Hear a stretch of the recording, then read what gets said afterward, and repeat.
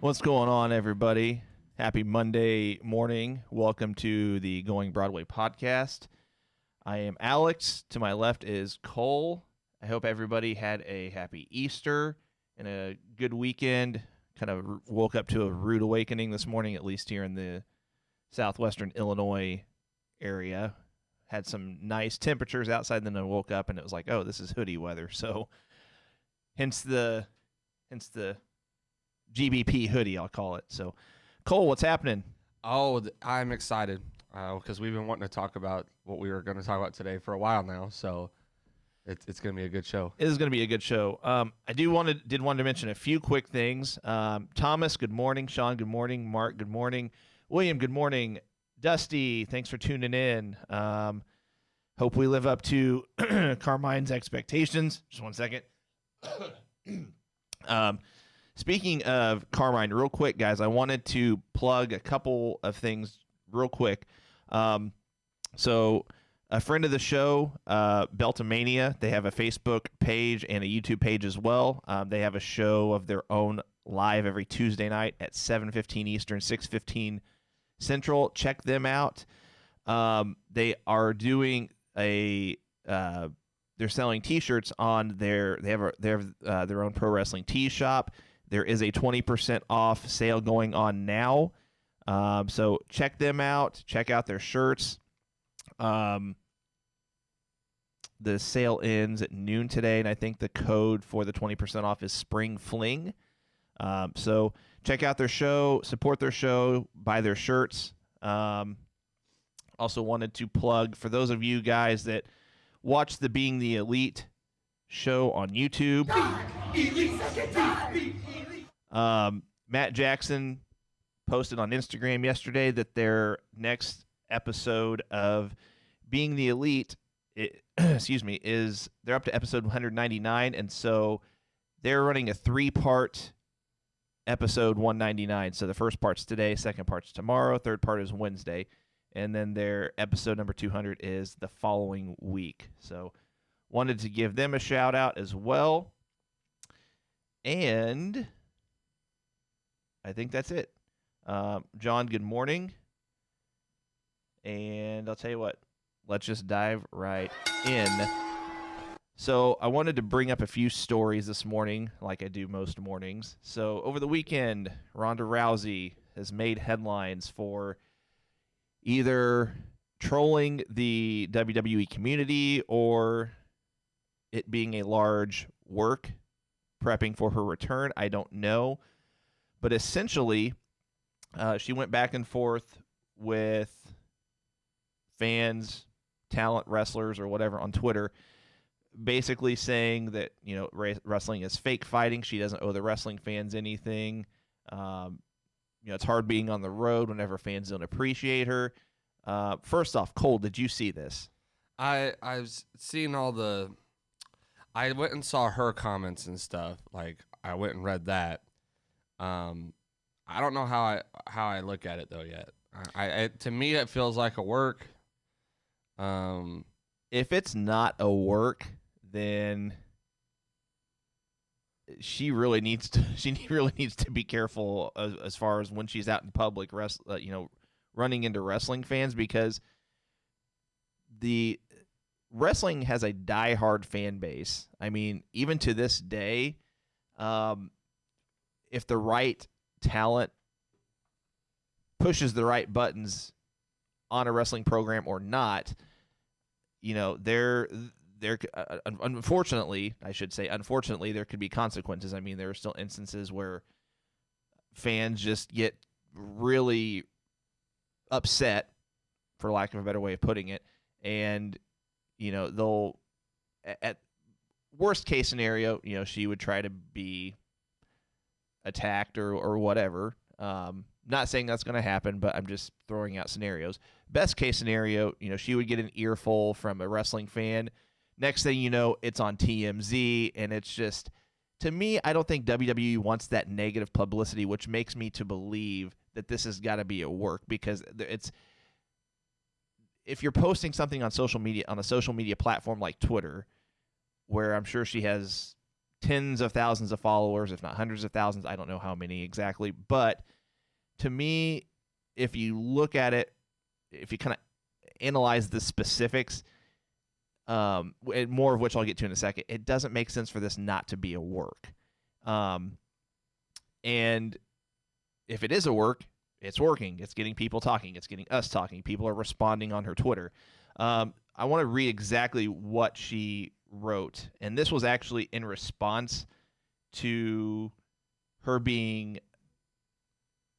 So she had an initial post, and then there were some replies out there, some of which I'll mention in a second. Alexa Bliss, Nia Jax, Mark Henry, and I'll get to those in a second. But so Rondi said, anyone who is outraged by me calling pro wrestling, quote unquote, fake fights for fun has never been in a real fight. While you are all tiptoeing around bruising some pro wrestlers' huge soft egos, no one is thinking about all the real fighters you're insulting when pretending pro wrestling is somehow on the same level of realism. Yes, I understand wrestling 300 days a year for years on end is incredibly tough on the body and a difficult profession, but do you know what would happen if you got in 300 real fights in a year? You would be dead. That's just it. And I completely side on, those that are against her. We get that these aren't real fights. We get that it's a work. Sorry, I'm using the term work interchangeably. We get that pro wrestling is scripted. We know that they aren't real fights. That's not the point that I believe Alexa Bliss and Nia Jax and whoever else responded in a negative way was getting at. Alexa was just saying that, and this could just be, if it's not a work, this could just be a big miscommunication, or maybe should have been worded better. I don't know. But when you look at it in the weeds, so to speak, I mean, Ronda's calling it fake fighting, but then, you've got, Alexa Bliss posted, well, I guess my whatever injury she had that put her out for a year, I guess that was fake. Nia Jax specifically, I wanted to mention, and I will have to leave choice words out of this because, again, we are a family-friendly show. But Nia Jax took to Twitter herself to respond to Ronda. She says, I can't wait for Ronda to one day return to WWE, even if WWE orders me to take Ronda... I'm sorry, even if WWE orders me to make Ronda look good in the ring, which is the only way for Ronda to look good in the ring with me, I'll risk my job to go down in history as the one from this biz that knocked her you-know-what out. And so there's just so many ways to look at this, but to me, I don't think this would be as public if it weren't a large work, because that's the point of a work. It's trying to make you think that it's real. And in this day and age, you got to push the envelope more so than you did 5, 10, 20 years ago to make things seem real. That includes using social media. That includes the initial posts and replies and posting your own opinions. That also includes people being in support of certain posts. So case in point, Mark Henry, he on Busted Open Radio basically came to her defense whenever, Ronda mentioned WWE fans don't respect her. So he said she's 100% right. We should appreciate Rousey and all the people that have come to WrestleMania that were not wrestlers. Yes, you're judged by a different grade, but every now and then you get 1 or 2 or 3 people like a Ronda Rousey or a Kurt Angle who come into the sport and they're so good, what would it have looked like if they had been in forever? The fans paid money to see her fail because that's what our fans do. We want to see if somebody's going to come into our business and they're going to be able to cut it. Well, Rousey he said, well, Rousey basically put both fingers up to the world as it relates to I'll show you. She showed everybody, he said. She showed everybody that she was equally as good, equally as passionate about pro wrestling than every woman that came before her. For the record, I don't agree with that, but I'll keep going. And all she wanted was an attaboy, a pat on the back, good going girl, and about 90% of our fans gave her that, but it's the 10% that made Rousey not want to do pro wrestling full time. And I don't agree with that statistic either. I'll get there in a second. Rousey is a winner in under 3 years. Pay Ronda more respect, and maybe we can get her more. So my thoughts on Mark Henry's statement are twofold. Number one, whenever he says about 90% of our fans gave her, that admiration or whatever, I don't think it's that much. I think there are a lot more pro wrestling fans that basically said, I'll either give you a chance. It's probably about 50-50 in my opinion. Fans that said, I'm going to give you a chance, or just say, no, I'm here to watch you fail. And then whenever he said she showed everybody that she was equally as good, I don't agree with that either, because if you watch a lot of her matches, she botched a lot. I mean, yeah, she could pull off maneuvers, but she's going to have the bar set a little higher for herself because she's already been in combat sports. So I've talked a lot. Cole, your thoughts? So the first thing is this. I don't think there was many people that really wanted her to fail as much as they just were kind of like already over her. Because often we have people come into the business when they're as big as. So here's the thing: Ronda Rousey came in already big, right? She already had that draw, which is why they wanted her. It's not often that you get to come into the wrestling, especially WWE at that, the pro wrestling business though, to come into the biggest company in the world and get hot shotted to the title like she did, meant that they liked her from the standpoint of the draw that she had. Mm-hmm. Me and our buddy Austin, we went to a show where during Ronda's little stint, when they were here in St. Louis, and she got a huge crowd pop when she came out. People really liked her. I wasn't against her. I was just kind of like, okay, cool. Like she doesn't really wow me. As far as in-ring talent, the only thing that scares me with her is that sometimes I think she gets too real with some of her moves. And you got to be careful with getting in the ring with people who are dangerous to people who are trying to execute in a safe manner still. Mm-hmm. We've talked, they've talked about guys in this like Mr. Kennedy / Anderson or Ryback. Like there are tons of guys out there who have notorious notions of being very dangerous to work with in the ring. Her arm drags looked scary. Oh, agreed. That's the one move I was thinking about. Her arm drags used to, like, every time I watched them, I was like, you're gonna rip one of these girls' arms out of their socket. But as far as in ring, she's very limited in what she can do in the ring. The WrestleMania match between her, Becky, and Charlotte was absolutely terrible. I don't know. It seems like a work to me from the standpoint of, I do think that she's been very vocal in the past about how grateful she is for her professional wrestling stint. Whether or not she wanted to be full-time in it is another thing. There's a lot of people who don't want to be full-time in it. Yeah. That's a no kidding. That's a totally different subject. You can say I don't want to be full-time without saying that you don't admire or appreciate the business. Agreed. Because I was just watching actually last night some interviews with Paul Heyman, and he kind of talked about Brock Lesnar and some of the guys that Brock's been up against. Brock gets this notorious thing about being lazy because he's not there all the time. He's not lazy.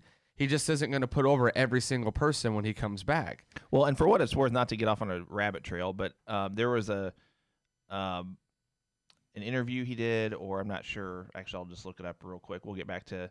Oh, so it was on his podcast. So Arn Anderson basically put over Brock Lesnar and said he has the smartest mind in the wrestling business from whenever you're comparing just in-ring talent. So I just wanted to mention that, and I don't necessarily disagree with that, but we're not talking about Lesnar right now. So, but that's where I go back to is when you start to look at these people who come in from a actual fighting background. Mm-hmm. Most of them understand when they come in, it's a different world. You're not fighting, real matches. You're not fighting real fights. And there's some people who can do that, and there's some people that can't. I think Shayna Baszler is a great representation of someone who can take their actual fighting abilities and then come in and adapt them to a professional wrestling mindset. Mm-hmm. She's terrible on the mic, but she was able to adapt her actual abilities to a pro. I'll give that same thing to Aleister Black. He has a huge fighting background and was able to take those moves and say, how can I take this and make it a safe fighting style in the WWE? How can I take this and make this a move set in WWE? And there's been plenty of guys Ken Shamrock is the same way. He came in and has a fighting background and was able to make it believable from a scripted standpoint. I don't think Ronda was able to do that. I think Ronda came in. She had a huge name, which was majority of the reason why people tuned in to watch her. She adapted Piper's gimmick. You know, it wasn't like she came up with an original gimmick either. She came in and took over a Legends gimmick. So there's just a lot about her that just, I think, fell flat. And then she expects, or certain people expect, the whole entire fan base to get behind her still. I don't give her credit for the women's revolution. I don't think I have a hard time giving her a huge stake in the women's revolution. The only thing she did was draw attention because of her name. She hasn't done much, in my opinion, to push the revolution further. The people who have done that have been Charlotte Flair, Sasha Banks, Bayley, Becky Lynch, Alexa Bliss, a lot of the women on NXT even. And then there's some who were even Paige, who was in the Divas title picture. Back when the Divas Championship was kind of getting old and kind of on its way out, there were women who have really put in hard work. I just don't – the thing that bothers me is that Ronda gets a lot of credit where I don't think credit's due. And now you hear her on these podcasts, or you hear her on Twitter or whatever making comments like this, and the rumor's already been out there that she's making a return. I just think that the smart thing to do is to bring her back as a heel. Oh, 100%. And this, to me, feels like a very heel-cut promo. If you noticed, Nia's against everybody. She doesn't – her gimmick is literally hate everybody. And so I could see her talking trash to anybody. So it doesn't shock me that she responded that way. Alexa Bliss is a face, though. Right now at least. So I could see, and Thomas mentioned that Alexa Bliss actually got hurt by Ronda on several occasions. So I think there's storyline here. I think when Ronda comes back, it's going to be a very vicious Ronda Rousey. I think it's going to be one that comes in with that really terrible acting mean face that she has, and that's awful. It's probably more makeup than she should be wearing. She just. There's no probably about that one. There's just so much about her that I could complain that if we really wanted to break her down, if fan bases really wanted to destroy her, it's easy, because there's not much that she's done that's credible, in my opinion. So I have multiple thoughts on what you just said, and I don't even know if I'll remember them all. So right off the bat, you mentioned that she didn't make that transition well from MMA to WWE. I think the biggest reason being, like you said, is she didn't end her MMA career well. She lost 2 straight. The Holly Holm thing put her in depression. Oh yeah. She lost 2 straight matches to round out her UFC career, and I think she wanted to capture that. I don't know what the right word is. She wanted to go into WWE but still fight the same style, to use that same shoot style wrestling, but not from the standpoint of being able to not protecting her opponent. She acted like she didn't really care in that regard, and I think that was her first problem right off the bat. You mentioned a few other things. So she recycled Roddy Piper's gimmick, persona, whatever you want to call it. I get that she had the name Ronda Rousey when she was in UFC. That's fine. Don't use a Legends name. Don't use his logo. Don't recycle that. Roddy Piper, and I get that she got his blessing to do it before he passed away, but you just we've talked about that on this show before. I don't like the idea of recycling a gimmick, or she could have used the name without having to use the gimmick. Yeah, she could have used the name, but she didn't have to have a rowdy shirt that was exactly the same as Roddy Piper's logo. Right. I'm trying to think what else you mentioned that I was going to talk about. I'm going to read some of these comments and maybe I'll maybe it'll spark something. John said she made the comments on the Steve-O podcast. Yeah, her original comments were on that podcast. I was referring to her response to the responses to the comments she made on the podcast. So all of those were on Twitter.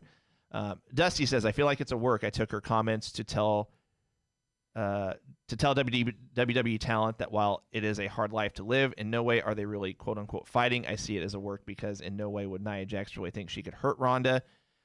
Even as big as she is, Ronda would plant Nia in 2 seconds, just like Mayweather put Show out of commission for 3 months after the Mania bout. Okay, first off, the Mayweather and Big Show thing was scripted. Big Show was not injured in that bout. That was a planned stint off that Big Show took. I would have a hard time. I will say this. I don't think Mayweather could even reach Big Show's face to knock him out. He couldn't. If they were to actually fight. Just being realistic. I do want to mention what that comment says. I do want to mention this. WWE right now specifically is notorious for bringing in actual fighters. Bringing in actual fighters right now.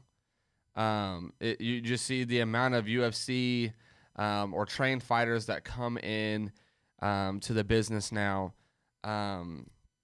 They have to come in knowing that Wrestling 101 is to protect the other wrestler too. I mean, like, this business is not about hurting the other person. This business is not about trying to put the other person out of commission. This business is about putting on a show, putting on entertainment, putting on a physical masterpiece in a sense. Okay, keep going. I got to take care of something real quick. So this is kind of like where Goodbye. he hit the button on the way out. So, buddy, you're still hooked up to the phone. Hey. He's hooked up to the phone. Hold on. All right, I think he's good. All right, so to that notion, I don't think I lost the thought. Thought it was funny. Let's see. Mark says Ronda want to try and bring the MMA attitude over, and it fell flat. She thought her name alone would bring eyes. It did initially, but once she got in the ring, it was apparent she was lost. Yeah, I agree 100%, Mark. It's one of those things where when she came into the business, again, her name really is what got her over, though. I mean... And I think people were wanting her to come back to MMA in a sense because she was really good. You know, she took one big loss and it really destroyed her. And she kind of talks about that on different talk shows and stuff when she started to kind of make her come back to the world in a sense. I don't know. As far as like some of these other talents, talking to her, it definitely seems like a work. I don't know. I it's just one of those things where the other thing is that WWE talent typically has to be very careful on when they speak out on social media and things of that nature.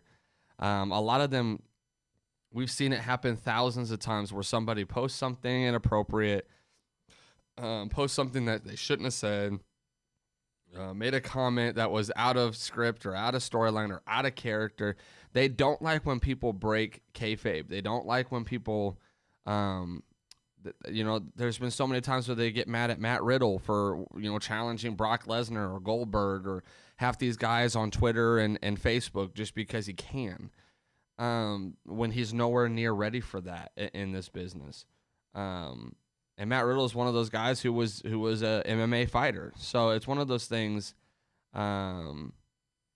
where, you got to understand that. Dusty says, would you say they rushed her arrival? Feels like she could have trained longer, and WWE rushed it as they are known to do. She got much better as she much better as she progressed. Yes, I think they definitely rushed her because they were so.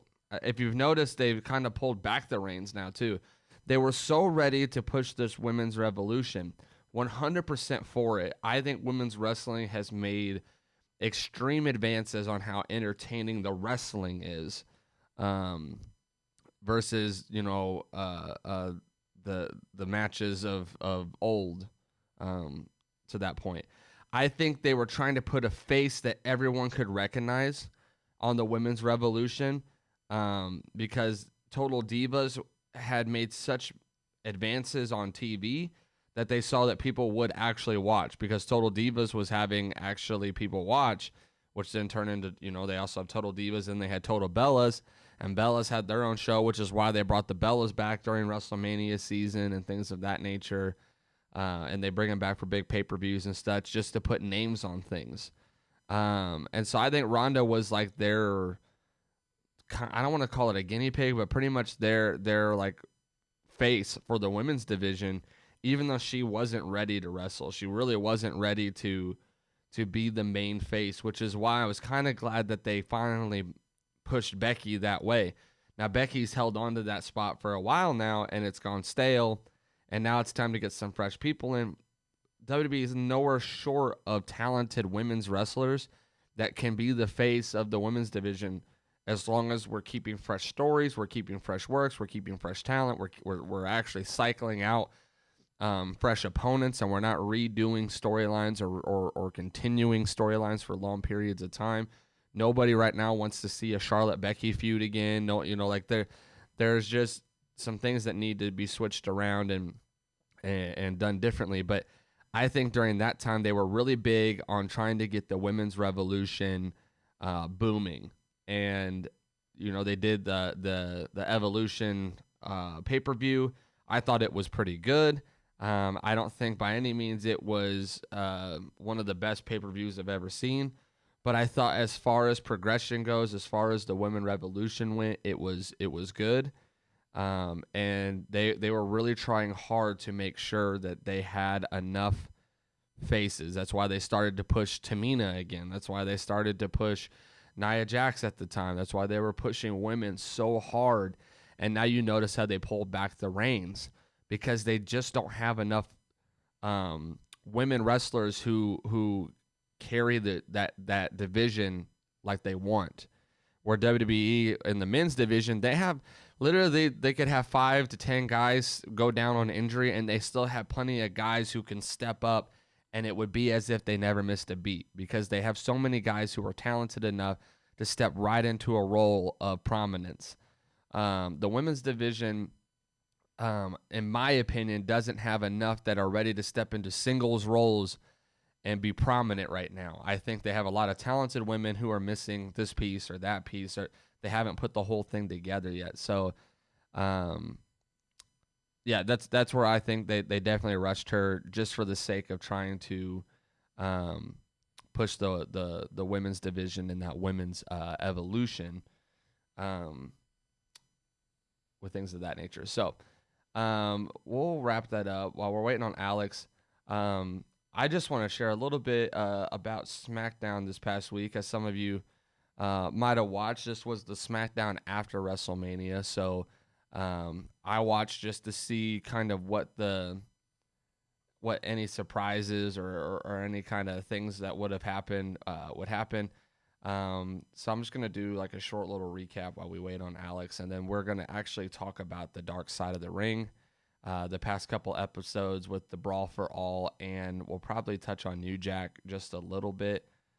So go ahead and post your comments about SmackDown if you had anything that you wanted to share on that, or post your comments about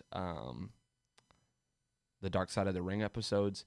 And I do not have access to the YouTube comments at the moment, but if you are on Facebook, I can read your comments. So SmackDown opened up with Braun Strowman, who is the new Universal Champion. Happy for him. It's late. I think he's lost a lot of the push that he should have got. So it's hard for people to accept that he's champion now, especially with how the way he got it. But I love that he got the opportunity to hold it regardless of when he got it in his career. So yeah, I enjoyed that. So he comes out and gets interrupted by Shinsuke. I thought this was kind of a good person to pull out to put Braun over, just because of the fact that they had a very recent storyline where Shinsuke actually got to beat Braun. or had a feud with Braun, I should say, and that Braun got beat by the Artist Collective in a sense. So it was very interesting. I also thought it was interesting that the Artist Collective was not out there with Shinsuke when he first came out. So we actually got to hear Shinsuke talk for once. That was interesting. We had a women's tag team title match that was the rematch between Bliss and Cross and the Kabuki Warriors. I was actually, other than the fact that they're just kind of short on talent right now, I didn't really care for this match too much just because I didn't think it was necessary. All of a sudden, they want to now have women's tag team title matches when we haven't had one in months.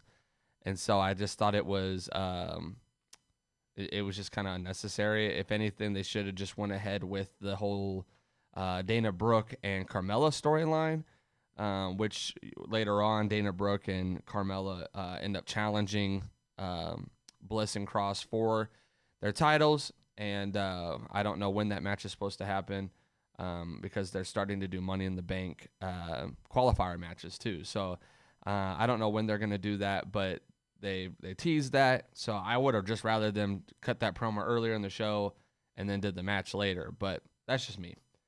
So there was that. Then we got the update on Otis and Mandy, and we saw Tucker versus Dolph Ziggler. I'm kind of interested where they go with this storyline because it seems like they're pairing now Ziggler and Sonya together, which is just a really odd combination in my opinion. And it also leads me to believe that I don't know where Bobby Roode went, because it was like they had Dolph and Roode helping out Corbin. As soon as that storyline was over, it was like Roode was back off TV again, and Dolph is now with Sonya, and it's just weird. It's weird how they just kind of X people off TV so quickly, which we all know if you follow any kind of rumors that Vince likes to hoard these guys so they can't go to AEW or stuff, and they'll literally pay them to sit at home. And so I'm wondering where Bobby Roode sits in that picture, if they actually have plans for him or not going forward after all this stay-at-home stuff is over. So we saw Ziggler defeat Tucker, and then Otis and we saw some pictures of Otis and Mandy Rose working out together. Interesting storyline. Then we have the Usos and the New Day who cut off the dirt sheet. I want to talk about Miz and Morrison. I cannot give them. Oh, thank you, Mark. I actually did not see that. I did not see Rude Fatal wellness test. So thank you for that. Forgotten Sons was awesome to see on SmackDown. I will tell a story about them here in a second. I was super excited to see them debut on SmackDown. Her SmackDown Raw will be live again starting next week. Yeah, hopefully it'd be nice to see what they do there. It all really depends on Florida and what their rules and stuff are. Back to Miz and Morrison. I want to talk about them because they are killing it right now. As far as promos go, I have been super impressed with the heel promos that they've been cutting that are actually entertaining. The hey ho ho gimmick thing, like it's so cheesy that it works. It's fun to watch. The music video was absolutely hilarious and just creative from the standpoint of that you wouldn't have expected those two to do that. The promo they cut of making fun of all the other tag teams was hilarious. Their triple threat ladder match at Mania was good.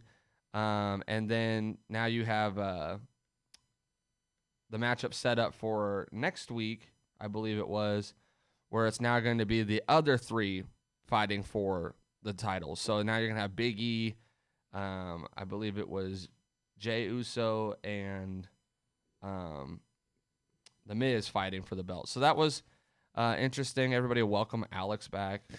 What'd I miss? We just kind of wrapped up the Rana thing while you were gone. I just thought I'd recap SmackDown just because it was a SmackDown after Mania. So the Forgotten Sons debuted. I was excited to see this just because the only thing that makes me nervous is that this seems like one of those teams that's going to fall off now that they're on SmackDown. But the cool story about them is I actually have a buddy who is a at a church in Florida that is near the NXT Full Sail University and the Performance Center and all that stuff. And they actually host a Bible study where Shawn Michaels, Road Dogg, and some of these NXT guys come.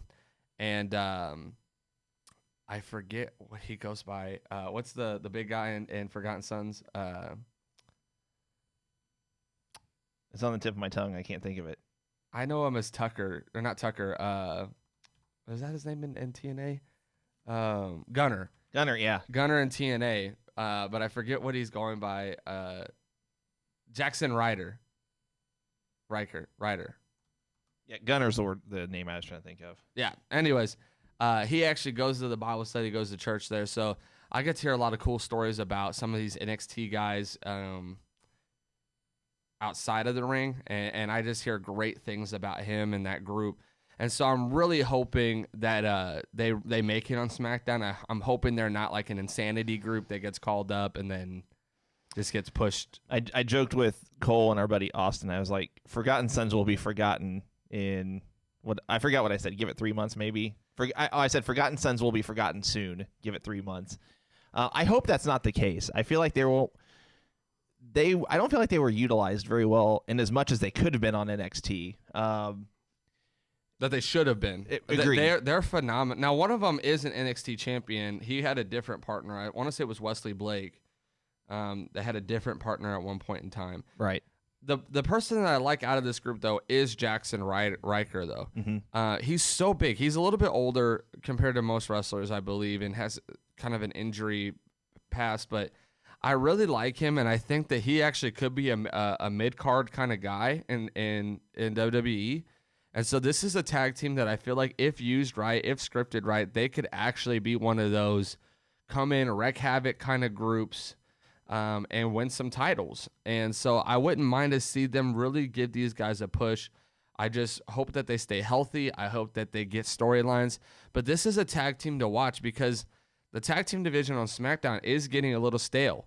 They literally have Miz and Morrison, which I was just talking about how great Miz and Morrison have been with their promo cutting, with just how they've been operating as heels. It's still entertaining to watch. I like the New Day. I like the Usos, but we've seen these matches. We've seen the Usos versus Miz and Morrison. We've seen New Day versus Miz and Morrison. We've seen New Day and Usos versus each other. I think it's time to see Heavy Machinery win the belts. I think it's time that the Forgotten Sons are no longer forgotten and they become the unforgotten Sons. I don't know, but I want to see them move up, and then we get to the Bayley Sasha celebrate thing, and then Tamina interrupts. I'm actually excited to see them use Tamina a little bit. It's refreshing to see Tamina there. I don't know if I think she should just get hot shotted to the title kind of as she has been. But I like the storyline, and I think this actually is setting up for the Sasha Bayley split up. As if you would have watched, you would have saw that Bayley Bayley gets challenged by Tamina. Bayley says, "You can fight me if you beat Sasha," and kind of sets Sasha up for failure. With Money in the Bank coming up, I think Sasha ends up in that match and ultimately wins that, or there's going to be something along with that. But that was an interesting storyline. We saw Sheamus in action. Sheamus, like my card says, Sheamus defeated Bloom. Like what? Like what does that even mean? So the guy that Sheamus wrestled he's a second generation wrestler. He's the son of Wayne Bloom. What is his name? Cal Bloom, I think. Wayne Bloom was one of the. So most people know him as Beverly Brothers in early WWF. Before they were WWF, why can't I think of their tag team name before? Mark Cyrus, Mr. Professor, if you can tell me. I'll just look it up real quick. It's going to bug me unless Mike Enos and Wayne... Destruction Crew, that's what I was trying to think of. I've heard of Destruction Crew. I don't think I've ever heard of the Beverly. They were in the AWA before they went to WWF. So we're talking 80s. So after that, we got to I don't know what they're doing with Sheamus. That's a totally different story. Then we got to the Braun Strowman Shinsuke fight. We obviously knew that Shinsuke was not going to win this match. Why would you have Braun lose right after he got the title?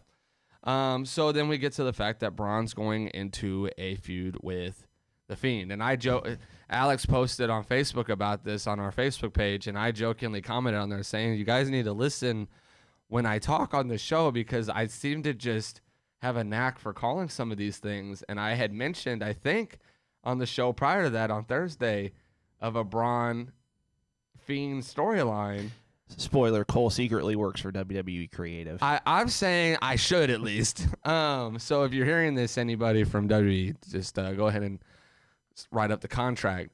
I'm not against this if it's done right. I think that this is actually the perfect storyline to do. Why we can't have fans, why we can't have things like that, like bigger storylines go on where there's not going to be a pop, because Bray can cut such good promos that don't need fans there present, because most of them are done on a Titantron anyways. I like it because there's history there. He's going after Braun because Braun turned his back on him. And right after a storyline where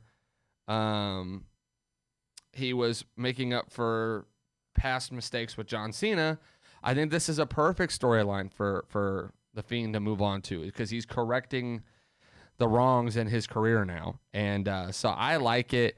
Braun has always been a little cheesy on the mic. I think his get these hands gimmick is kind of old, and it's time to move on from it.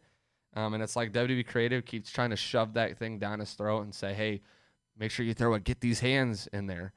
And that's the only thing I didn't like about his promo. But I did like the whole, like, I'm ready to let you in, come back, and I'm kind of ready for, you know, like, he kind of made fun of the Bray's, like, TV show. He's like, you know, Yeah, bye. Goodbye, see ya. So I think we're starting to see a side of Bray that we've been wanting, or not Bray, Braun, that we've been wanting to see. A little bit of freedom on the mic, a little bit of creativity. He's not just some big monster anymore, but he's a guy that actually can fend for himself on the mic. So I think to get these hands hurts him. Yeah, I think they just need to drop that and just let him be him. Exactly. And the thing is, it's not like it used to be. Not every wrestler has to have a catchphrase anymore. You know? Yeah, agreed. It's not like superheroes anymore, where, you know, up and away, and, you know, whatever. Wrestling's evolved from that, and I'm all for catchphrases. I was a big "You Can't See Me" fan. You know, but there comes a point in time where you have to sometimes just let the gimmick be the gimmick. And I think his gimmick speaks for itself. I don't think he needs a gimmick that has a catchphrase that literally implies that he's going to give you his hands. Right. Real quick, I wanted to read some comments. I don't know. I read most of the Facebook ones. Okay. Well, I'll tell you what, if you read most of them, then I won't touch those. By the way, guys, I had to step out. We had a small family issue at home that I think is okay now. It seemed to be an emergency at first, which is why I jumped off, but I think we're good now. So no worries there. And as I was leaving, as you heard, I pushed the wrong button or something, because you were still on we heard the goodbye. Yeah. We heard the hello. Yeah, we're not signing off just yet. So Brandon says, as a Strowman fan, the Bray promo ending was hilarious. He's been needing breathing room from creative. Yeah. Did you read, let's see, Mark Cyrus, Rude failed a wellness test? Okay. That's been a while back, wasn't it? That was December. I didn't know that. I Really? Yeah, that was in December. Well, I knew the one in December, but I would have thought he would have been back from that already. Well, I was kind of talking about how it was funny that out of nowhere, Rude's just off TV again, and I was talking about how right now, currently, McMahon's really big on hoarding talent and just paying them to sit at home, even just so they don't go to AEW or to other places. Depending on how much they're making, though, I mean, I would possibly rather just stay home and get paid and, you know, not put the damage on my body. I mean, again, it depends on how much they're making. With Rude, though, you would think that he only has a few more years left of, like, I can do this at my best. Yeah, again, that's why I caveated by saying depends on the money. So Revival free agents. Yep, so that's the next thing I was getting ready to right now. So the Revival was granted their immediate release, which means they do not have a 90-day no-compete clause. So I was talking with our buddy Austin about this yesterday, and to me, it almost makes sense for them to wait if they're assuming they're going to AEW, who knows? They'd be a good fit for NWA just as far as their style, Yeah. but they want the payday. They're going to go to AEW or possibly New Japan. Who knows? I mean, they might probably get both. They might work the indies. They might work NWA. Maybe they'll make more money that way. I don't know. But if they want the immediate payday, they're going to go to AEW. But you've got to remember that AEW has already pre-recorded weeks and weeks and weeks of content, so it only makes sense for them to wait to debut at Double or Nothing. Now, that's assuming that they have it. That's also assuming that let's say they have it, but they have an empty crowd. Do they want to have another big debut with an empty crowd? My inclination is no. And let's say they save it for Double or Nothing, but they don't have a crowd. Hopefully that's going to be around the time this coronavirus stuff starts wrapping up, so to speak. Again, lack of a better way of putting it, because that's going to be late May. I'm hopeful that based on conversations I've had with people, stuff I've read, stuff they're not putting on the news, by the way, that this will actually be wrapping up in August. And my thought is if they're going to wait till late May for them to debut, maybe just wait until they have a crowd so they can have that pop. Because no matter how long they wait for them to debut, I mean, it's April 13th. Let's say they wait till August. What is that? May, June, July, August, 4 months. They would have a 90-day no compete clause, potentially anyway, if it wasn't an immediate release. So again, maybe just wait. I don't know. If I were AEW, I'd wait, because the Lance Archer debut with no crowd, or I'm sorry, not Lance Archer, Brody Lee, it just felt underwhelming. I mean, it was a good debut. It just felt like, especially when he's killing it. Yeah, agreed. I mean, it's I don't know. I would, and maybe I'm just selfishly saying this. I would just like for them. I would like for an AEW debut to felt like Jon Moxley's debut, like live crowd, get that live loud pop, and especially with AEW, because they're so excited about the new promotion and everything, the pops just seem a little bit more hyped with AEW than it would be in WWE. Like, if I was the Revival, though, during this time, I would go and reestablish myself before I go into AEW. Which is what I was going to say next. So let's say they wait on their debut. Maybe they do test the waters of the indie circuit to figure out if AEW is where they want to go. Maybe they just do that to, stay in shape, stay ring ready, so to speak, because not everybody likes the Young Bucks has a ring on their tennis court. Who knows? Maybe they do. I don't know. They've made a lot of WWE money. A lot of these big guys who are WWE or whatever you want to call it, they get to come out and work several promotions. We've talked about this before with Jon Moxley, Chris Jericho, being able to go and work in New Japan as well, and Jon Moxley still holds a title in New Japan. So I would be interested to see if Revival goes and does some things in New Japan right now, why they can still wrestle and do things and get back to their style, because WWE made them wrestle WWE style. And so I would be interested to see if they go and kind of shake the ring rust off of not being able to do what they like to do.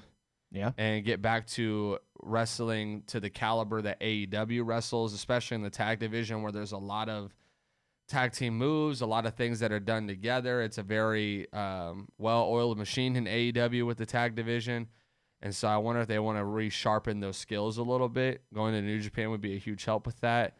As well as, I agree with you, though. I think they would actually, in my opinion, be a better fit for NWA. From the standpoint of they're a little bit more old school style wrestling. They're not much for the high flying, even really high energy match. It's really kind of a traditional style of wrestling, which is refreshing. But I just don't know how they fit into AEW's tag division when it's so stacked already. Well, and that's just it. It would. A, it would make it all the more stacked, so to speak, but then B, it would bring something fresh, something new into AEW because a lot of it is aerial style lucha libre stuff as far as the tag division goes. But I mean, again, well, so back to the whole FTR thing. You know, if you guys watch Being the Elite, this goes back, them and the Young Bucks and their feud, whatever you want to call it, goes back 3 years, and so I just think that. It's just something that's inevitable. I wouldn't be at all surprised if they maybe tease not going to AEW at first, you know, again, working the indie circuit, maybe working an NWA show or two, kind of like Colt Cabana did, working New Japan. But one thing we got to remember is, so they were with NXT since 2014. I'm not aware of where, how often, etc. they competed in a wrestling ring before they went to NXT. I mean, I don't know if there are videos out there that exist of them competing before NXT. So like Cole said, I'm intrigued to see if they in any way change their style of wrestling so it's not WWE-esque, for lack of a better way of putting it. Maybe they still have the same style, but you know, maybe they're more aggressive. I don't know. That's one thing I'm interested to see. Real quick, just some quick comments. William says Matt Hardy debut, no crowd as well. Yeah, I still liked Hardy's debut. His didn't need a crowd. Yeah, it would have been dope. Like shout out, I'm wearing Delete shirt.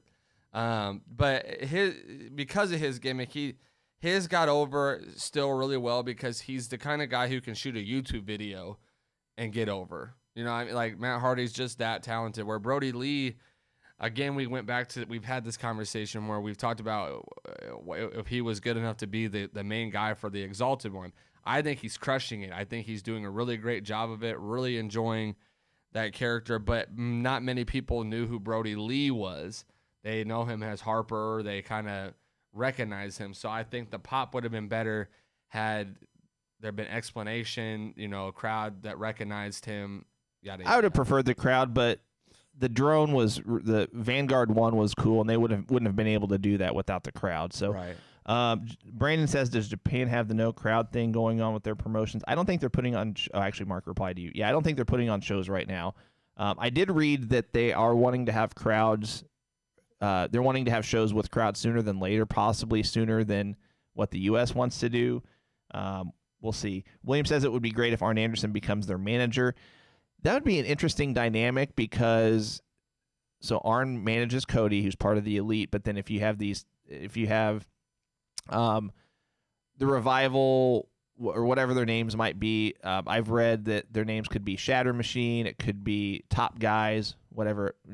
That's kind of irrelevant right now, but if Arn Anderson manages the tag team as well as Cody, but then if the Revival or whatever their names might be is feuding with the Young Bucks, that could be a storyline in itself. I mean, you could have that interesting dynamic that, you know, kind of internal conflict. So,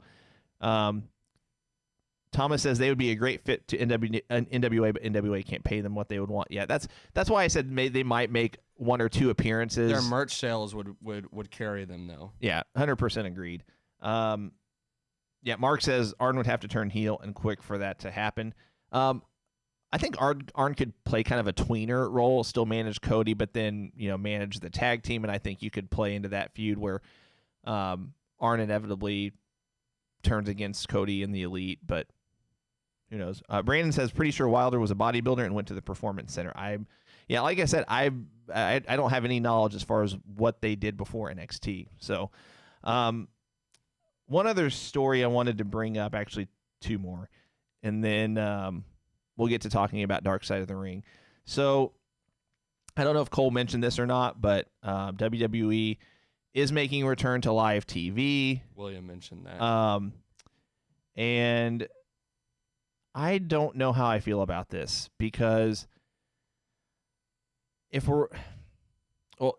are kind of be piggybacking stories. So WWE is wanting to return to live TV, but piggybacking off that, it was revealed over the weekend that someone with WWE tested positive for coronavirus.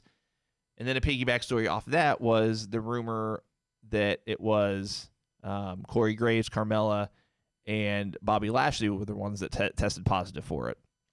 Carmella has since came out on Instagram or Twitter or whatever, said that it was just a rumor, that it wasn't excuse me, that she didn't test positive or whatever.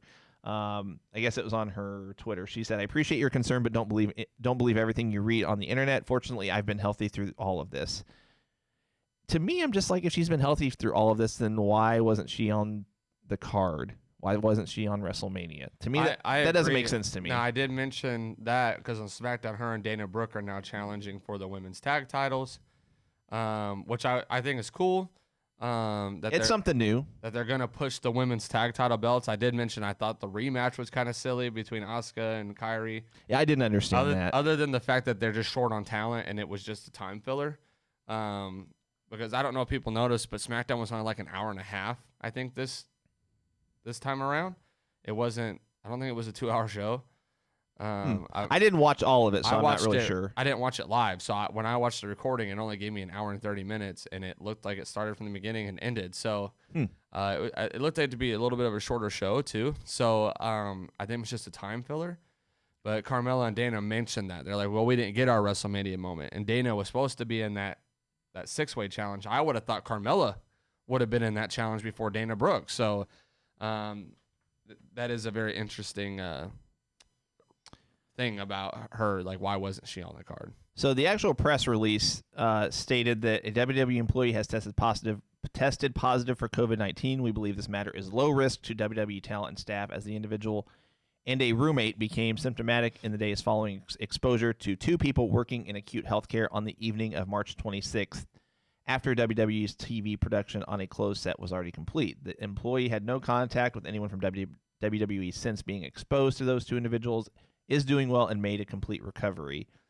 And then there was an update that said that the employee didn't work the Friday's episode of SmackDown, but they're recovering from exhibited symptoms. So, but then going back to WWE holding live, basically going back to having live TV. And to me, I don't care what measures they take to do it. I was talking to our buddy Austin yesterday, and I read that they're actually changing out the ring apron, the ring ropes, the turnbuckles after every match that they have, which tells me if they're going to have a live Raw, a live SmackDown, a live NXT, 2 things. One, you're going to have a lot of promos and vignettes, because it's not like you can change that ring setup quickly after a match. I mean, if you got 10 guys working on it, it would still take a good probably 10 or 15 minutes to get that thing set up. So you're going to have a lot of promos and vignettes if that's the case. 2, let's say on a 3-hour Raw, you might have 2 matches per hour at best. I just think that they should have done what AEW did. If they want content out there, and I thought they did this. I mean, I thought they did this whenever they recorded WrestleMania. I thought they recorded a bunch of content, and maybe that was just a backup plan. I don't know. But they should have just pre-recorded content. They should have, had their Raw and SmackDown, NXT in the can. Whenever 7 o'clock rolls around Central Time on Monday nights, hit the play button for Raw. Same thing for NXT and SmackDown. I don't understand why they're doing this. And they can and WWE can release any press release that they want, or they can say anything they want in a press release. But to me, it's not. And I'm kind of on a soapbox here, but I'm very pro stay at home unless it's necessary. I come in here twice a week. I work from home 3 days a week. I come in because I also do a lot of our finance and accounting stuff. I can't do some of that at home.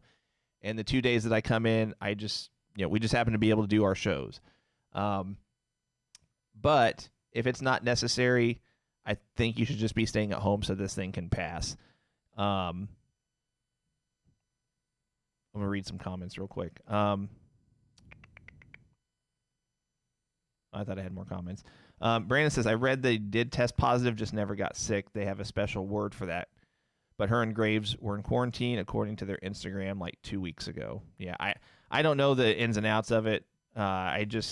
Many people were technically in quarantine, though, that didn't need to be in quarantine. I think it's more of just safety measures. Well, I think everybody should technically be in quarantine within reason right now. I mean, again, if you don't have to be out, I think you should just stay at home, take care of yourselves, take care of your family, wash your hands, keep your house clean, keep it germ-free as best as you can. If you need to run and grab groceries, do it. I mean, a lot of people use Instacart now. I've seen people that order Instacart, have their groceries delivered, and then they clean all of their packaging before it comes in, before they let it enter the house. I don't know if you have to go to that extreme of measure. If that's what you feel is going to keep you and your family safe, more power to you to do it. But at this point, it's going to be quicker if we just stay home, if we don't have to be out. I understand, making the quick trip to the grocery store, quick trip to Walmart for, necessities. That's fine. But, yeah, I'm going to get off that soapbox. So that was all I had to talk about an hour later. Well, an hour later minus about 10 minutes that I had to step out. But we're going to talk about Dark Side of the Ring shortly. I wanted to do something before we get there.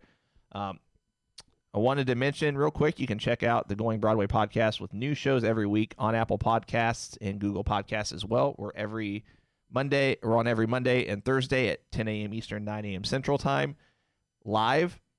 You can also check us out on a number of other platforms where you access your podcasting.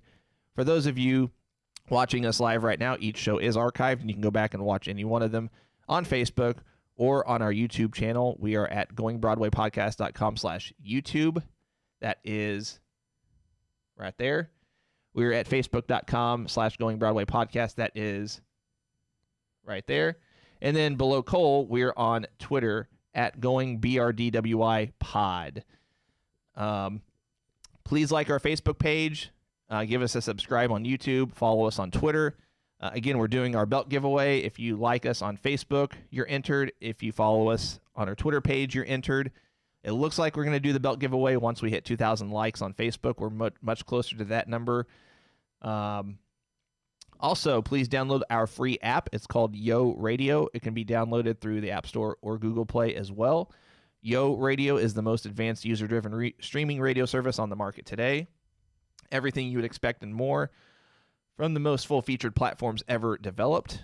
You can listen to an endless genre of music podcasting, including our show via the Lineup channel, sports, news, and more 24 hours a day, 7 days a week, and it's always 100% free. Again, that's Yo Radio, available via the App Store, Google Play, or by visiting yoradio.com. You can also check us out via our web host at lineupmedia.fm. And real quick, if you have not followed us on Twitter, we're doing a special t-shirt giveaway once we hit 500 follows on Twitter. We're not far off of that mark, so if you want to be entered to win a free t-shirt, again, this is just for our Twitter followers. So follow us on Twitter, help us to get to 500 there. We'll do a free t-shirt giveaway once we get to 500. A special thank you to you guys that check us out every week, whether it's live or whether it's later. Our numbers are increasing by the week, so again, we thank you from the bottom of our hearts for that. Whether it's live views or downloads or listens, our total numbers are increasing by the week. So again, we really appreciate it. If there's anything you want to see on our show, anything else in particular you want us to talk about, let us know. We want it to be a listener/viewer driven show. So give us suggestions on what you'd like to see, what you'd like for us to talk about. We're open to anything you might suggest. And real quick, this is something I did not do on our last show. Our first induction into the Going Broadway Podcast Hall of Fame, it looks like Ric Flair in a landslide took that one. So our first induction into the Going Broadway Podcast Hall of Fame is the Nature Boy Ric Flair. Unfortunately, I don't have a soundbite, so Cole just provided the woo for me. So we're going to do that on a month-by-month basis. I'll post another poll, but what I'd like for you guys to do is I'll create a post later today asking for recommendations for our next induction based on recommendations. Whichever wrestlers have the most, I'll pick two, and then that's when our poll will be posted. as far as who should be our next inductee for the month of April, and we'll do that. Or I'm sorry, it'll be May. Our next inductee for the month of May. So crazy, it's April already. Let's talk about the Dark Side of the Ring. I specifically want to mention the last episode, the Brawl for All. We briefly talked about it last week, not a lot. If you guys have not watched Dark Side of the Ring, it is a phenomenal show. The first season was mostly narrated by Dutch Mantel. I think there was mostly narrated by Dutch Mantel. The episode on Bruiser Brody was narrated by Mick Foley. All of the second season is narrated by Chris Jericho, and I think it's no disrespect to Dutch Mantel or Mick Foley, but Chris Jericho narrating makes this so much more entertaining. It makes it much more fun to watch. It makes the drama element seem more present, so to speak. The one that is on tomorrow is the episode on Jimmy Snuka. And I'm excited for that one. I am too, because I don't know a whole lot about I know some, but I'm sure there's a lot that I don't know about, and that's why I'm more intrigued to watch these episodes that I'm not as familiar with. So this one's going to be about the incident with Jimmy Snuka and I think it was his girlfriend at the time, Nancy Argentino. The week after that, April 21st, which is actually my birthday, they're going to talk about Dino Bravo. I know some about that, but not as much as some of you others out there. So I'm really intrigued to watch these next 2 weeks worth. Sean says New Jack was crazy. He should be in jail. Yeah, 100%. And I'll just talk about that real quick. And this is the only thing I'm going to talk about as it relates to the New Jack episode. And Cole can talk more about it if he wants. This is all I'm going to say, because I don't like giving him more spotlight than what I think he deserves. I don't think New Jack had any business. I don't think he had any right to be in the wrestling business, much less behind a jail cell. It was proven time and time again that he's a criminal. He has no regard for his opponents in the ring. He was good on a mic, but his in-ring skills were limited at best. He was very much he was in it for the shock factor. And I don't know. I don't think he deserved his own episode. That's just my opinion. You guys can disagree. The episode itself, I was pleasantly surprised by, but at the same time, I don't think he deserves to be anywhere else but behind a jail cell. I think he got away with too much stuff too often. Yeah, I mean that's really all I've got on New Jack. Sean agrees. He was dangerous for sure. The Benoit one was crazy. The Benoit I knew quite a bit that they had already mentioned on the Dark Side of the Ring. I think they maybe said one or two things that I was not aware of, but that's why. And it was a great episode. Don't get me wrong, but I'm more intrigued to watch some of these that I don't know as much about, like the Dino Bravo stuff, the Jimmy Snuka incident with his girlfriend. I appreciated the New Jack episode just because I wasn't very familiar with it.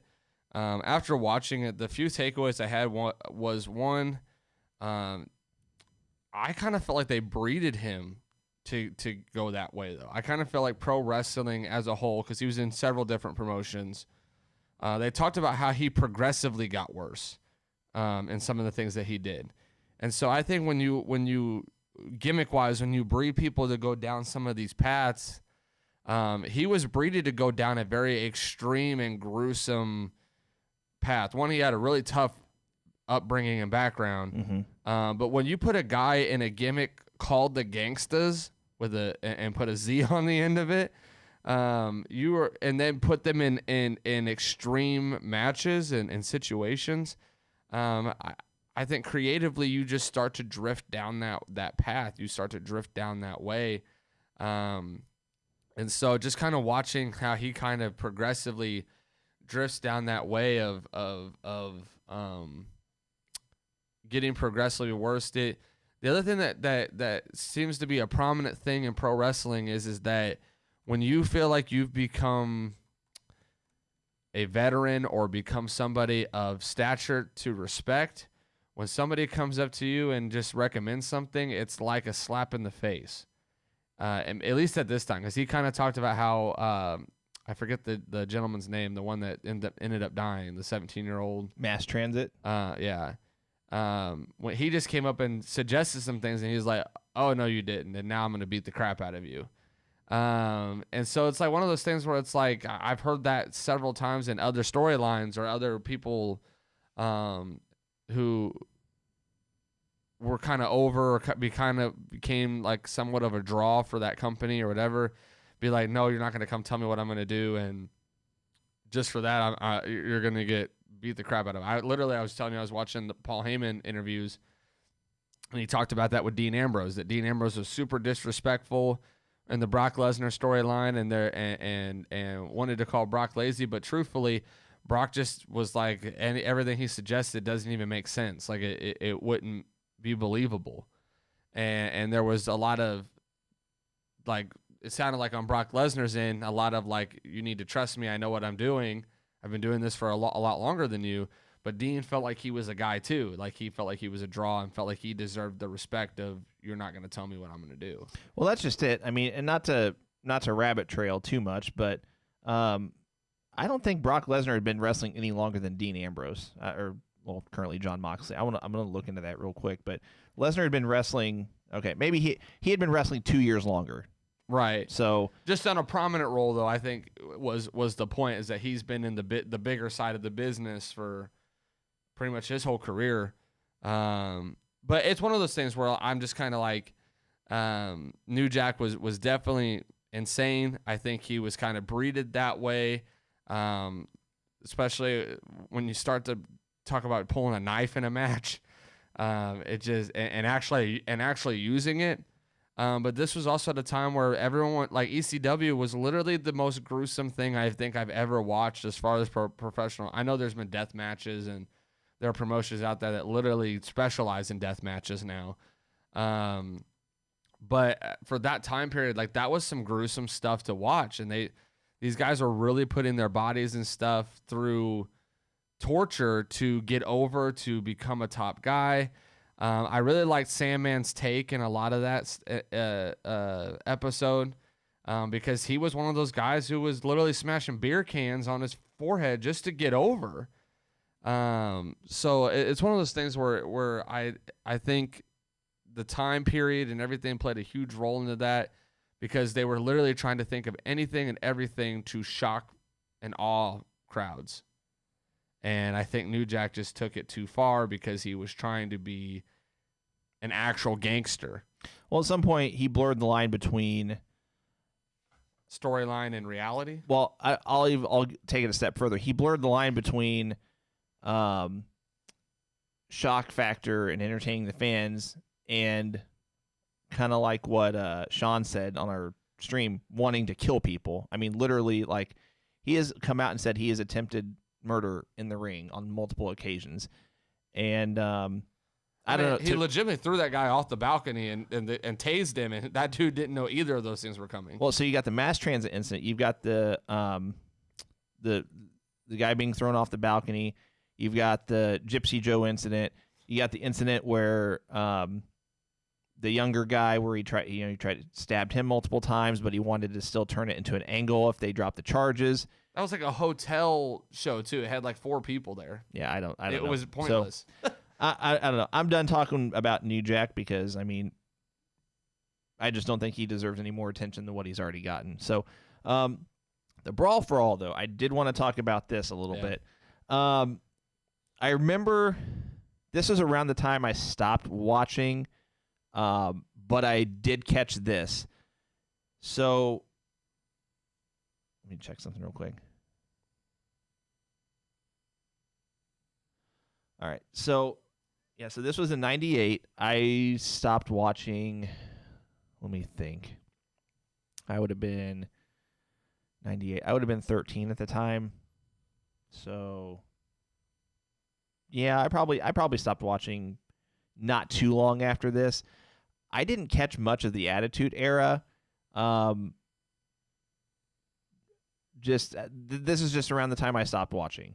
But I I remembered watching this as it was going on, and Mark says he wasn't trying to kill people. He only wanted to kill Grimes, and rightfully so, as Grimes almost killed him. I thought he admitted to trying to kill the Gypsy Joe guy, or the younger guy. You can correct me if I'm wrong. He didn't care. I think more of the fact is that he wasn't very remorseful for the fact that he's hurt people and pretty much put their lives on the line for the sake of trying to get over or get entertainment value out of it. Yeah. So anyway, back to Brawl for All. This was in 98, summer of 98, and it was basically a means to have a tough guy tournament. The problem was, well, there were multiple problems, but they tried to push it as a legit like MMA shoot style tournament where it just turned out to be guys that like, okay, this is how a bar fight would look, and that's pretty much what it turned out to be. There were guys that had injuries from this. They being WWE, they wanted Steve Williams to win this because then he'd go on to have a program with Steve Austin. They pushed that the winner of this would have a match against the WWF champion at the time, I believe. So this was around the time the roster was growing, but TV time was limited, and so they took their quote-unquote tough guys that were on their roster and put them in this tournament. And so Vince Russo was the one that came up with it, and so allegedly the rules were fuzzy, and they mentioned this on the Brawl for All that that guys going into this were just like, well, we know there are certain rules, but was this considered a takedown? Was this not? But each match had 3 1-minute rounds. Whichever wrestler connected with the most punches had scored 5 points. A clean takedown scored 5 points. A knockdown was worth 10 points if a wrestler was knocked out. But here's an interesting thing, and I didn't know this. If a wrestler was knocked out, they got an 8 count instead of a 10 count. That didn't make sense to me. I mean, why 8? It just seems like such an arbitrary number. Just anyway, I don't know if they were trying to not have it confused with a 10 count out outside the ring. I don't know. So according to Jim Cornette, Steve Williams was supposed to be the winner. He was the favorite. They're trying to go towards what would have been a lucrative payoff pay-per-view match with Steve Austin and Steve Williams. Bob Holly made claims that that Steve Williams had already been paid the $100,000 prize money before his match against Bart Gunn. I don't know if they mentioned that on the Brawl for All, but I'm just reading some notes here. But during the fight, as they said on the Brawl for All, Williams suffered a hamstring injury, and then Bart Gunn, fast forward, went on to beat Bradshaw, and he won the tournament. It's interesting to note that on the roster at the time, so they had Dan Severn and Ken Shamrock both. Prior MMA fighters, MMA training, obviously. Shamrock declined, but Severn participated only in the first round, but then he withdrew, and his quote was he had nothing to prove. Severn asserted that WWE at first had not allowed him or Shamrock to compete at all, but WWF was the one to remove him. So there's kind of a he said, she said kind of thing. So let's go through the injuries from this tournament. Godfather, he was injured. Steve Blackman, Road Warrior Hawk. So they were temporarily injured, was what it looks like. They just had aggravated injuries.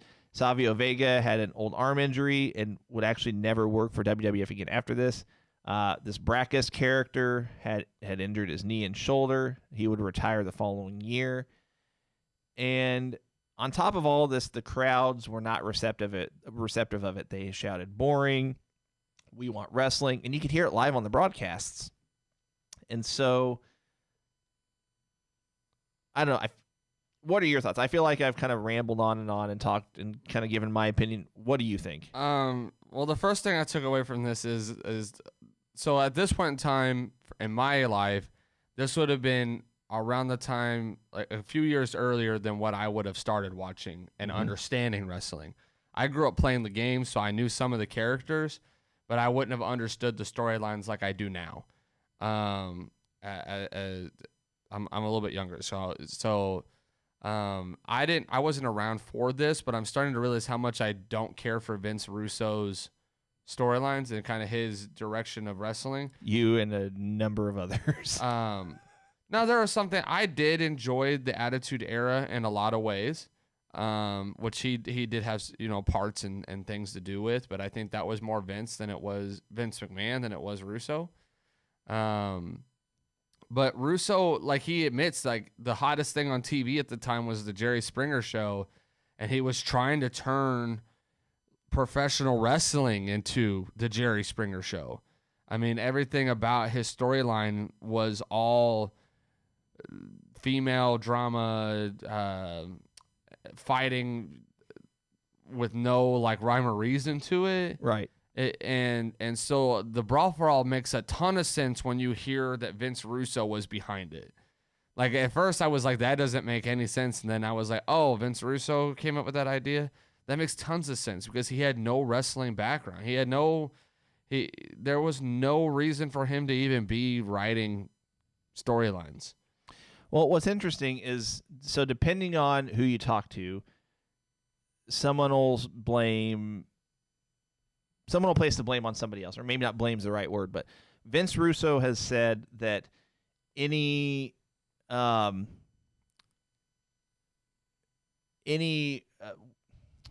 don't want to say storylines because this was not scripted, at least they didn't want it to be, but any decision that was made in their control, Vince Russo has said Vince McMahon was the one to make the call on it. And I believe that to an extent. Well, it's me, Austin. It's me, Austin. It was me all along, Austin. Except replaced Austin with Russo.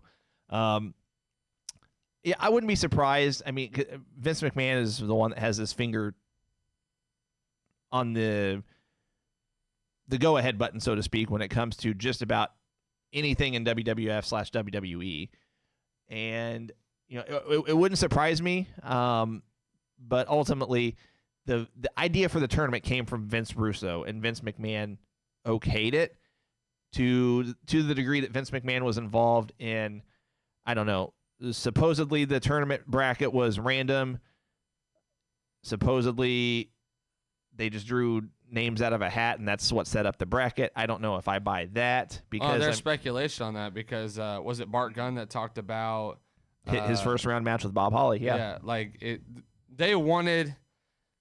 So that's the thing is like if you're gonna base it off the Jerry Springer show, all that was scripted, right? You know what I mean? So like they wanted it to be, oh, it's his brother and his cousin that are fighting over the same girl, and like it's that's the whole Jerry Springer gimmick. The thing about the Brawl for All that intrigued me is that the concept itself, if scripted, actually would have been decent, in my opinion. And we kind of talked about this last week, how Vince McMahon kind of brought up the idea of doing that on NXT now, is doing like a Brawl for All. Now, by no means am I saying I want to see you guys actually try to bar fight each other on NXT. But the idea behind it, if scripted, if put in the right amount of creativity into it, it could be a cool way to have some quick matches to get some guys some exposure and then push one up the thing. I think wrestling's evolved to where we want to see actual wrestling matches. And even then we wanted to see actual wrestling matches. But I think wrestling is at a place now where wrestling is actually wrestling and it's not trying to be anything other than that. So I don't think it's necessary. I think it'd be better to do like that Rising Stars challenge that they did where they pushed Jordan Miles and he just left the company. I think if they would have picked a different winner like Cameron Grimes or somebody like that, you would have saw him taking a huge, more prominent role already by now in NXT. So I don't think it's necessary. But at this point in time, I like the concept if it would have been scripted. WWE has to have pro wrestling has to have control of their storylines. You have to. Otherwise, you end up with a guy like Bart Gunn winning the tournament.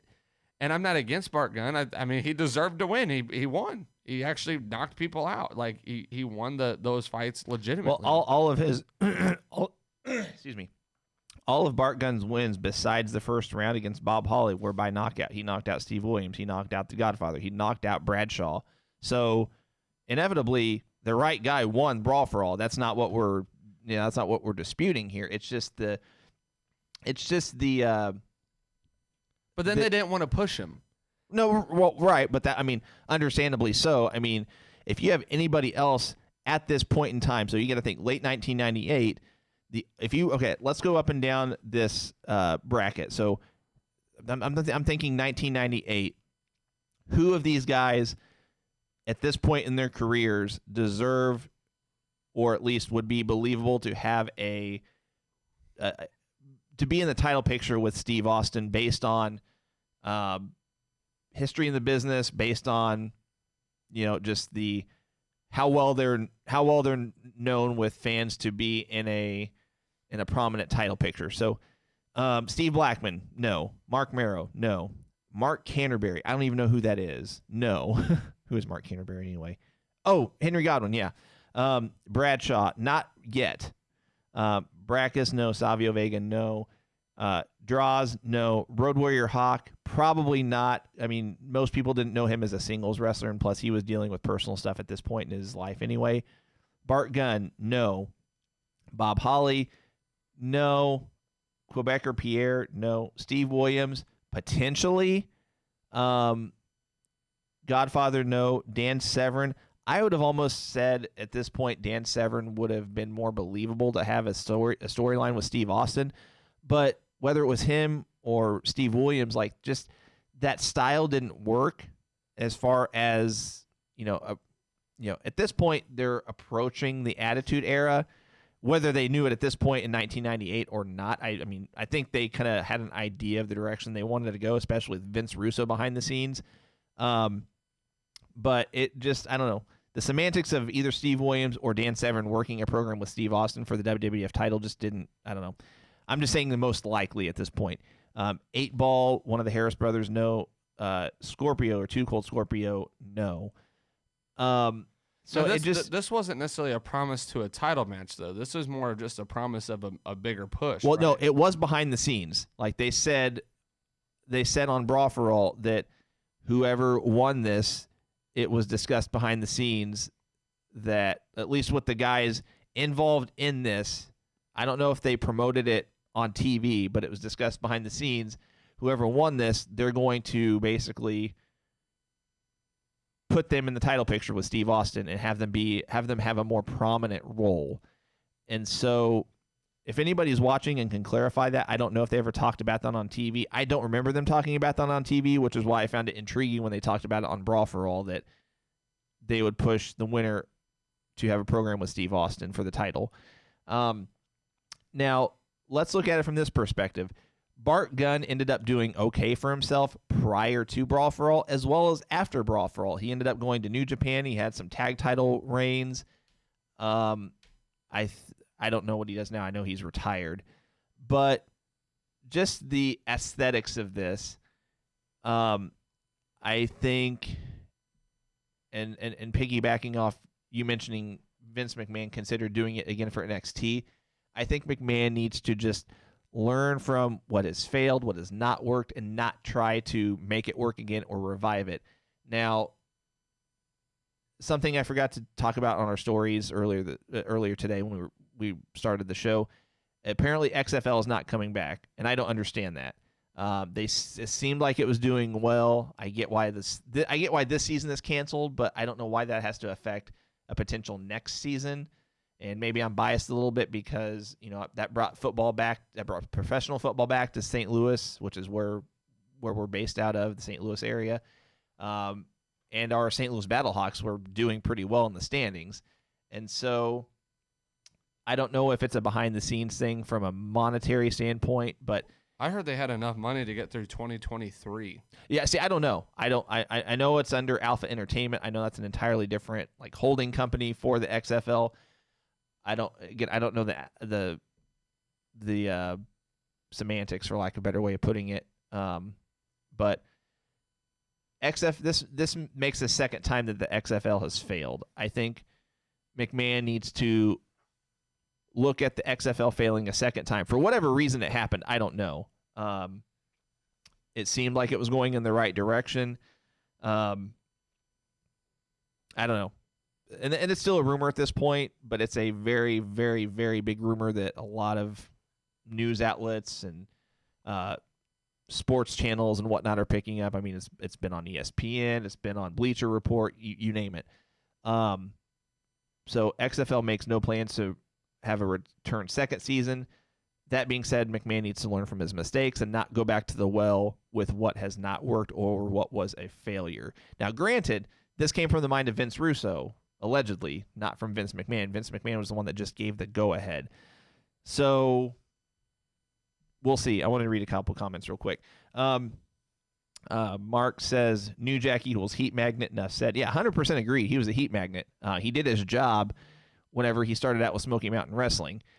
I think that just over time, kind of like I mentioned, he blurred a line between being a heat magnet and legit hurting people in the ring and purposely hurting people in the ring, and that's not okay. Sean says JBL got knocked out. He sure did. I wish we had the Farouk soundbite there. Yeah. Mark says the fact that they were using this to bring Dr. Death in was all wrong. Yeah, 100% agreed. He could have been brought in as part of the NWA crossover or just as a run-in. Yeah, that would have made total sense. I would have been on board with that.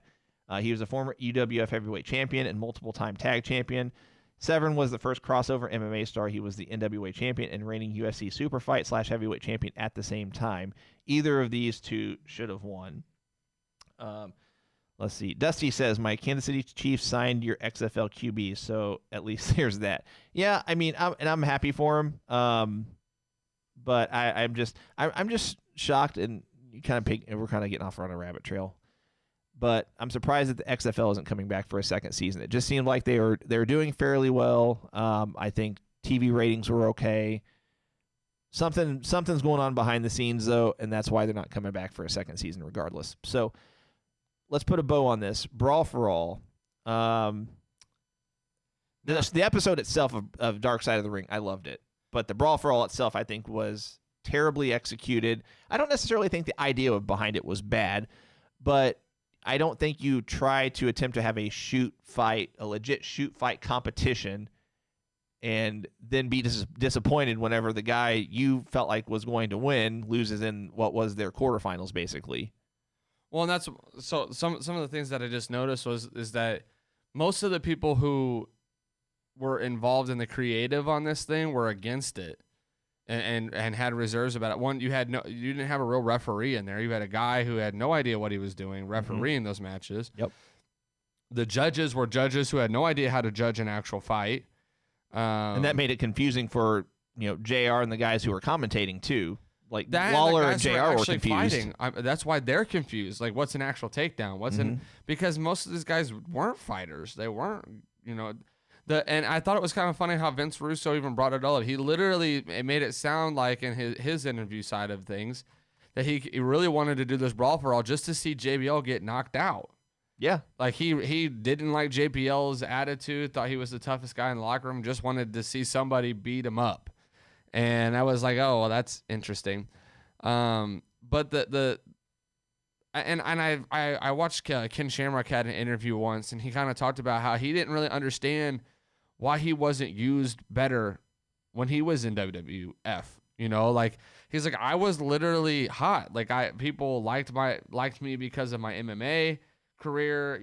I had the fan base. I had the believability, to beat people.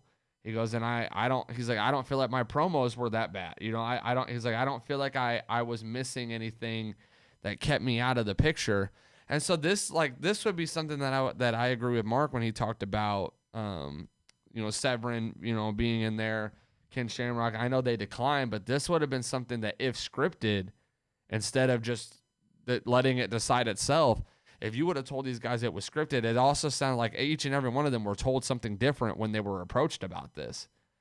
Godfather tells a different story than Bart Gunn. Bart Gunn tells a different story than this guy. Like, everybody seemed like they had different promises and different explanations of what it was to them too, which is why I think Severn pulled out after the first round.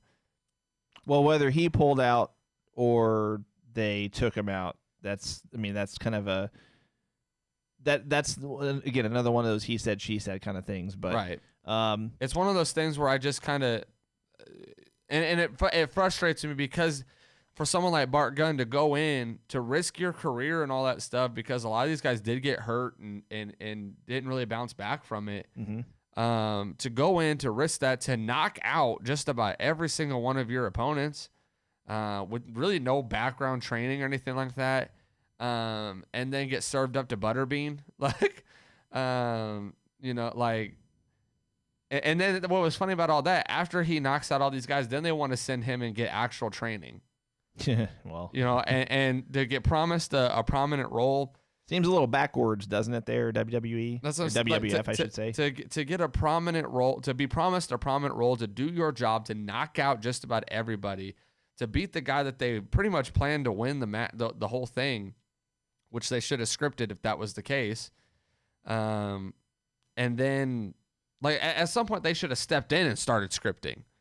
At what point does it get out of hand? You watch him knock out Steve Williams, and you don't want Bart Gunn to win. Like, it was clear they did not want Bart Gunn to win that tournament series. And when he knocked out Steve Williams, it was like, okay, maybe we should script Bradshaw to win this. Like, tell Bart Gunn he's going to lose. And we're just going to have him lose by a judge's decision or, some takedowns, whatever, because they didn't know what they were doing anyways. You could have just told him to vote Bradshaw. Instead, you let him knock everybody out, and then he sat at home. That's what's crazy. After he wins that tournament, he goes and sits at home for a while. Yeah. It was the complete opposite. The whole purpose of the tournament made no sense at that point, because then everything they promised literally went by the wayside. Yeah, and I think most can agree, if not all, that that the first and hopefully last Brawl for All was not a success. Thomas says nobody really wanted to do this except the two Vinces. I think that's probably an accurate statement. I think Bruce Pritchard was on board to some degree, whether he admits it now.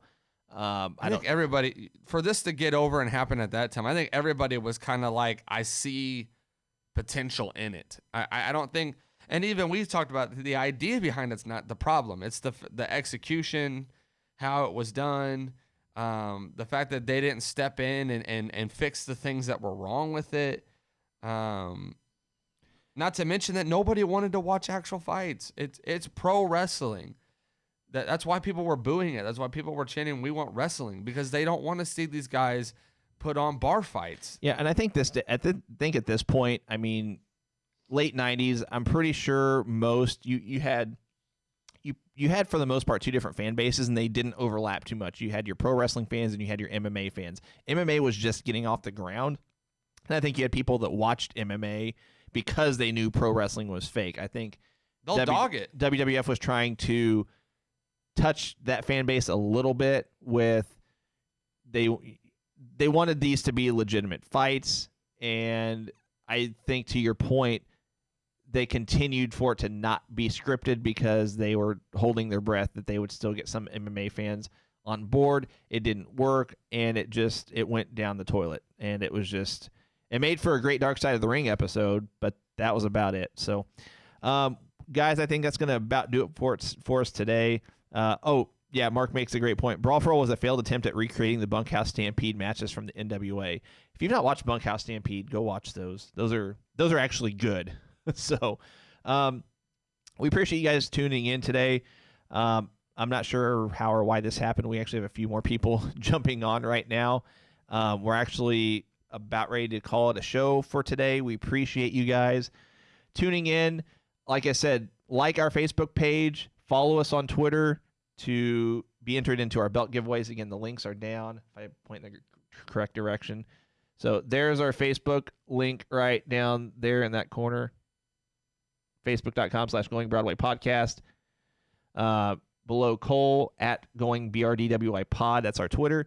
Follow us on YouTube as well, goingbroadwaypodcast.com/YouTube. In the future, we'll do a giveaway related to that as well, to be determined. So subscribe to that page. We'll do some giveaways related to our subscribers on YouTube. Happy birthday, William, by the way. I saw that on the Facebook page. Happy birthday to you. William, one of our active followers and on our Facebook page. Shout out to him. Special happy birthday. And we'll be back Thursday, 10 a.m. Eastern, 9 a.m. Central. For Cole, for Alex, myself, thanks for joining us today. We'll see you on Thursday. And so, goodbye. And good night. Bang!